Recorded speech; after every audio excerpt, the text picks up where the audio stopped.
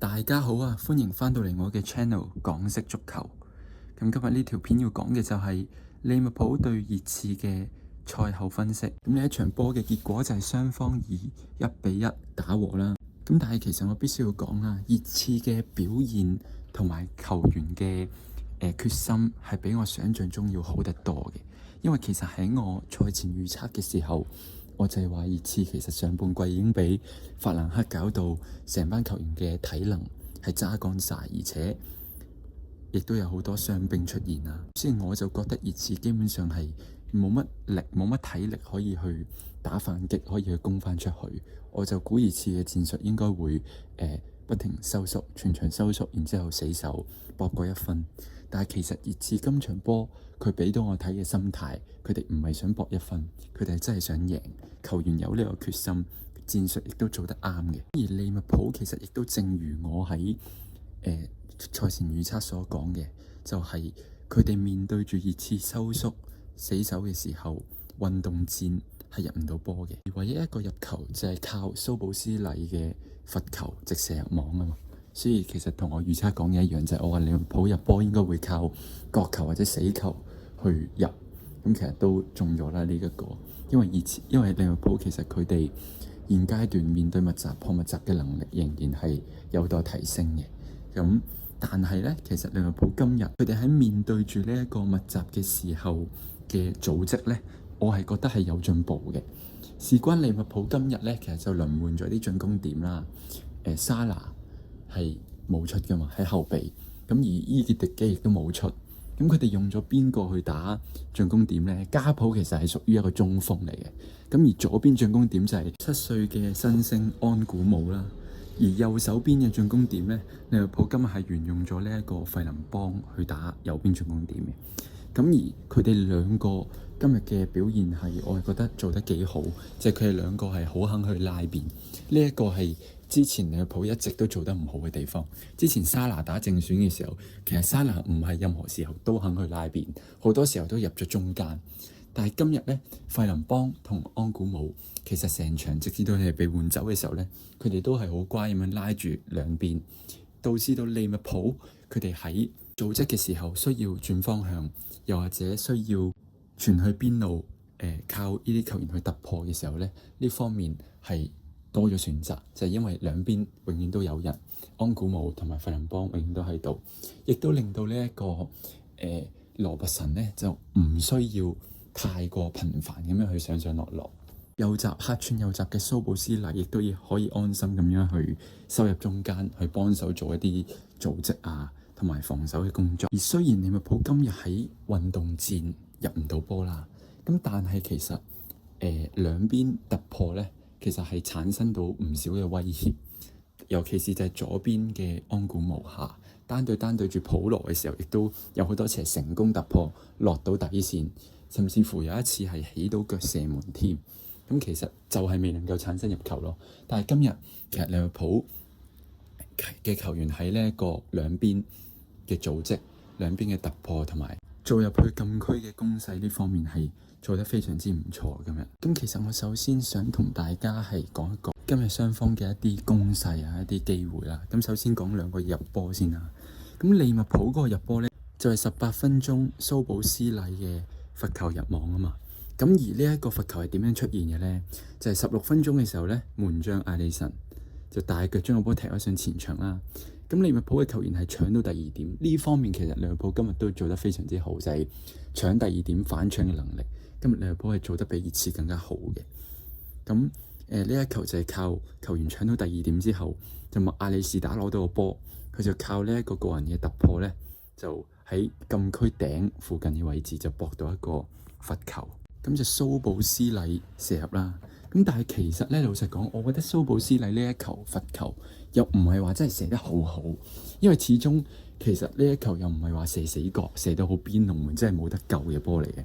其實個角度我覺得係爭咁啲。咁但係咧，呢一個熱刺嘅門將域卡利奧，佢判斷嘅時候，我覺得係出現咗一啲失誤，就係佢判斷個波嘅落點嘅時候係慢咗。即係我唔知佢係睇得唔係太清楚定咩啦。總之佢撲嘅時候有啲猶豫，有啲慢咗，就係呢一下令到佢即使撲到個波都入咗網。呢一個我覺得域卡利奧嘅責任係大過呢一個蘇布斯禮射得靚咯。咁佢蘇布斯禮當然射得唔錯啦，但係又未去到話一個真係射到龍門冇得救嘅入波，未去到一個完美嘅罰球。即係相比起佢對住阿仙奴同對住曼城入嘅罰球，呢一球都係射得唔係幾好，我覺得，因為個角度其實有少少正中啦，我就覺得即係龍門可救嘅範圍之內咯。但係域卡里奧就呢一球判斷失誤，就令到熱刺落後咗啦。咁利物浦18分鐘就領先1-0。利物浦領先咗之後咧，其實一路都係由利物浦去控制住成場波嘅大局，熱刺多數都係收縮，然之後去揾機會做一啲反擊嘅攻勢啦。咁去到比賽35分鐘嘅時候咧，利物浦又係成功喺前場反搶咗。咁阿里士打喺禁區頂嘅傳俾加普起腳，但係就射中柱，應該係話域卡里奧撲到之後再射中柱，咁就冇辦法拉開呢個領先優勢啦。利物浦咁而去到44分鐘就輪到熱刺嘅機會，就係熱刺嘅龍門域卡里奧就開呢一個龍門球，咁蘇蘭基就做咗一個都幾靚嘅頭槌支點，咁就將個波送咗上前場，然之後呢一個嘅熱刺嘅左翼球員泰利就傳中，但列查利神呢接應佢嘅傳中頭槌就頂咗出界，柱邊出界。咁其實都講翻呢樣嘢啦，就係蘇蘭基同列查利神今日佢哋嘅頭槌支點，我覺得係做得唔錯。呢個亦都應該係熱刺嘅教練杜陀同埋佢教練團隊嘅一個部署，就係好多時候熱刺斬高波都係揾蘇蘭基同埋列查利神個頭去斬嘅，就係靠佢哋用一啲頭槌嘅支點去頂個波上去。咁而列查利神其實呢一場波嘅表現都我覺得相當之出色，因為補時去到第2分鐘，上半場補時2分鐘嘅時候，熱刺就開咗一個角球，咁又係揾到列查利神個頭，咁但係就俾艾利神成功撲出啦呢一球。熱刺上半場就未能夠可以追平到啦。咁熱刺去到下半場第一次嘅大機會就係54分鐘，又係龍門球大腳開出啦。咁呢一個祖高美斯就係完全頂漏咗，咁就令到列查利神喺禁區內有起腳嘅機會，但係雲迪克就喺有啲手部動作，喺禁區內有啲手部動作掹一掹列查利神嘅情況下，就令到佢射得唔係幾好，就俾艾利神接實啦。咁其實呢一球球證就冇表示，但係雲迪克的確可以睇到有手部動作。咁去到64分鐘呢，其實利物浦今日正選嘅兩邊進攻點費林龐同埋呢一個嘅安古姆亦都係被換走咗啦。咁其實就換咗呢個沙拿同伊傑迪基入嚟。咁但係其實咧反而沙拿入到嚟之後，沙拿打翻去右邊啦，加普就移翻去打左邊。其實沙拿換到入嚟之後，反而利物浦運動戰嘅攻勢咧就冇咁好喎，就變咗反而有一段俾熱刺喺前場都製造到一啲嘅威脅。咁利物浦唯一近啲嘅攻勢就係呢個72分鐘，佢係打個反擊，咁加普就長傳俾右路嘅沙拿，而呢一個沙拿其實第一腳係控得唔好嘅，咁就俾呢一個達古森其實就壓咗個位，但係達古森就一路都冇解圍，就俾到沙拿攞翻個波成功起腳，咁但係就射得唔好啦，沙拿柱邊出界。咁而去到下半場中後段嘅一段時間都係熱刺嘅威脅反而係比利物浦大，就係講緊其實沙拿同伊基迪基入咗嚟之後，反而利物浦變咗打反擊咯，就冇咗上半場嗰一種控制節奏同埋可以控制大局嘅能力。咁去到89分鐘，利物浦就終於都頂唔住啦，就呢一球又係熱刺成場都做緊嘅嘢，就係域卡里奧龍門口大腳將個波踢上前場，咁呢個高路梅亞尼就壓贏咗羅拔臣。咁就將個波還傳俾列查理神就射入網，咁就絕平追成1-1幫熱刺。咁其實今場熱刺都係不停地做呢啲嘢，就係喺後場大腳將個波踢上去揾機會。而今日其實都做得幾成功，因為利物浦其實條後防線防守高波又唔係話真係太好，因為做高美斯其實有1-2球都漏頂咗啦。而最後熱刺入波嗰球就係因為高路梅亞尼其實後備入嚟體力充足，就壓贏咗呢一個嘅羅拔臣。咁熱刺今日嘅高波大腳踢上去前場，其實都製造到唔少嘅威脅啦。但係當熱刺佢偶然去想做一啲後場組織嘅時候咧，其實就出現咗啲問題啦。即係熱刺嘅後場組織都係唔係好穩陣，仲好多時候俾利物浦其實俾翻個控球權利物浦。例如就係第一次就係14分鐘，熱刺嘗試後場組織嘅時候咧，呢個史賓斯就喺後場交失咗，咁域斯就搶到喺禁區入面，好彩呢一個奇雲丹素就及時叫做攔截翻個波，令到域斯就起唔到腳。咁而去到30分鐘，今次就係域卡里奧，佢就想係直接傳上去中場一啲嘅位置，就係用呢個地波傳，但係又傳失咗，咁就俾利物浦打到一個反擊，就係加普傳中，但係好彩沙亞亦都及時解圍咗。去到34分鐘嘅時候，呢一個域卡里奧後場又傳個波俾達古仙嘅時候，佢就直情攞唔到添，達古仙個波出埋界，俾咗個界外球利物浦。咁其實呢幾球波睇到啦，熱刺今日後場組織都係出現咗唔少嘅問題，即係當佢哋想嘗試去後場組織嘅時候咧，其實都係有唔少沙石，有唔少失誤，好多時候都俾利物浦去攞翻個波打翻反擊。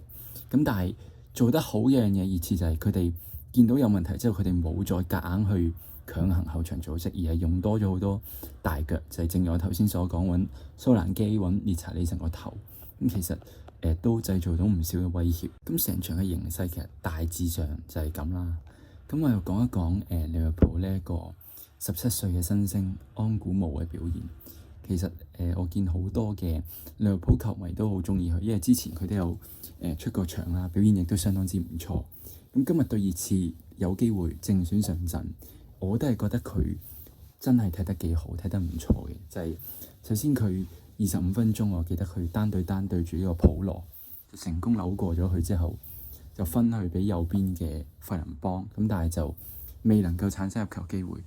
去到呢個28分鐘，其實安古姆亦都再一次成功突破咗熱刺嘅後衞蘇沙，跟住仲要傳到中添，但係就俾對方後衞解圍咗。咁去到呢一個33分鐘，利物浦後場搶到波，打個反擊。蘇布斯利就送咗一個好靚嘅直線入禁區俾域斯，產生呢一個入球機會。但係安古姆嘅射門呢，就射中咗呢一個熱刺嘅球員。去到上半場42分鐘嘅時候，呢一個安古姆又再一次喺左邊突破成功，就搏到熱刺球員嘅犯規。咁其實成個上半場，我覺得利物浦其實最大威脅嘅球員，正正就係呢一個17歲嘅新星安古姆。咁所以我就覺得佢喺前途的確係幾無可限量，同埋佢有一樣嘢好就係佢肯去拉邊咯，令到好多時候利物浦組織轉方向嘅時候都揾到佢嚟比，而佢嘅突破能力亦都相當之唔錯。對住今日熱刺嘅防守球員博羅同埋蘇沙嘅時候，亦都多次喺左路係成功突破到，產生到威脅。咁希望利物浦嘅領隊史諾之後可以多啲用呢一個安古姆，因為始終沙拿都老啦，其實沙拿都係時候要休息一下。咁其實當利物浦要輪換進攻點嘅時候，安古姆係一個幾好嘅選擇。咁總括嚟講啦，成場波我覺得熱刺今日攞到1分嘅最大原因就係佢哋嘅戰術係用啱咗嘅，就係先收縮穩守先，跟住再去揾一啲機會去打反擊。而今日亦都的確係產生咗唔少嘅威脅，係威脅到利物浦嘅大門。咁雖然最後只係入到1球，